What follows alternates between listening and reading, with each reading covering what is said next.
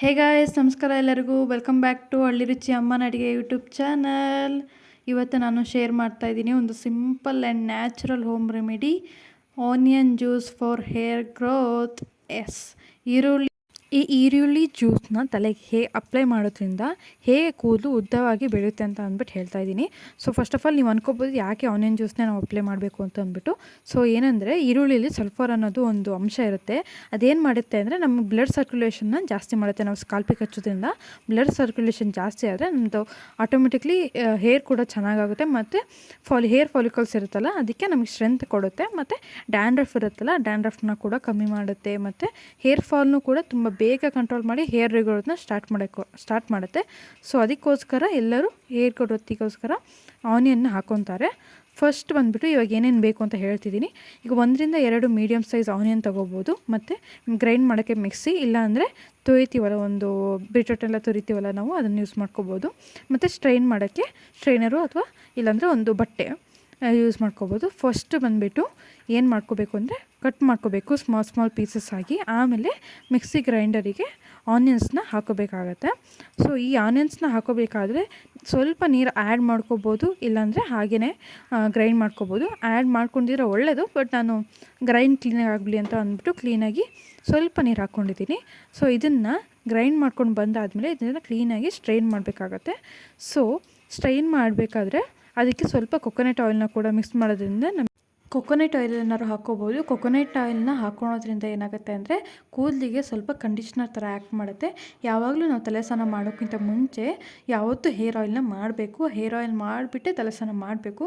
So in case ನೀವೇನಾದ್ರು ಇದನ್ನು apply ಮಾಡೋದಾದರೆ ಇದಕ್ಕೆ ಸ್ವಲ್ಪ ಆಯಿಲ್ ಹಾಕ್ಕೊಳೋದ್ರಿಂದ ಹೇರ್ ಆಯಿಲ್ ಮಾಡೋದು ಅವಶ್ಯಕತೆ ಅಷ್ಟೊಂದಿರಲ್ಲ. ಇಲ್ಲಾಂದರೆ ನೀವು ಹೇರ್ ಆಯಿಲ್ ಮಾಡಿಕೊಂಡು ಬೇಕಾದ್ರೆ ಇದನ್ನು ಹಚ್ಕೋಬೋದು ಸ್ಕಾಲ್ಪಿಗೆ. ಸೊ ಇದನ್ನು ಹೇಗೆ ಅಪ್ಲೈ ಮಾಡೋದು ಅಂತ ಹೇಳ್ತೀನಿ ಈಗ.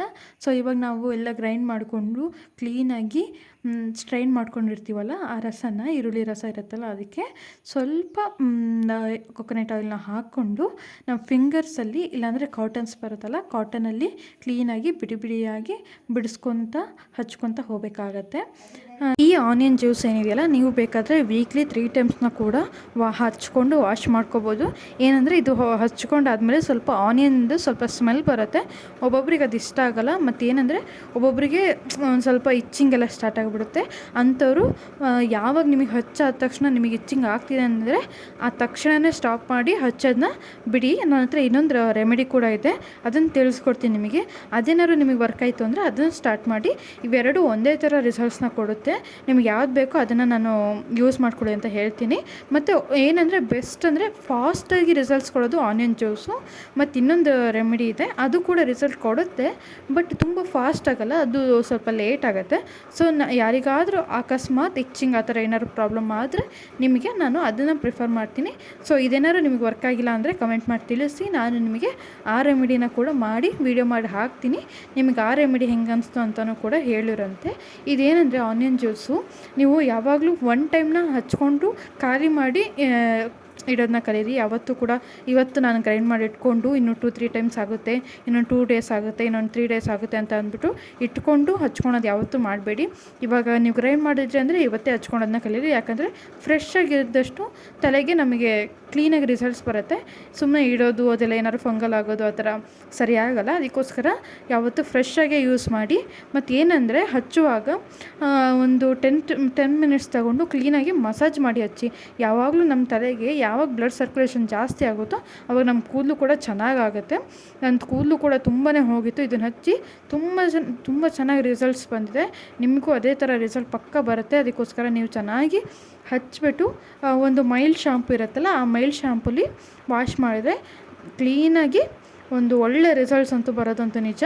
ಟ್ರೈ ಮಾಡಿ ನೋಡಿ. ಇಲ್ಲಾಂದರೆ ಯಾರಿಗಾದ್ರೂ ಈ ರೆಮಿಡಿ ಇಷ್ಟ ಆಗಿಲ್ಲ ಅಂದರೆ ನಾನು ಬೇರೆ ರೆಮಿಡಿನ ಹೇಳ್ತೀನಿ.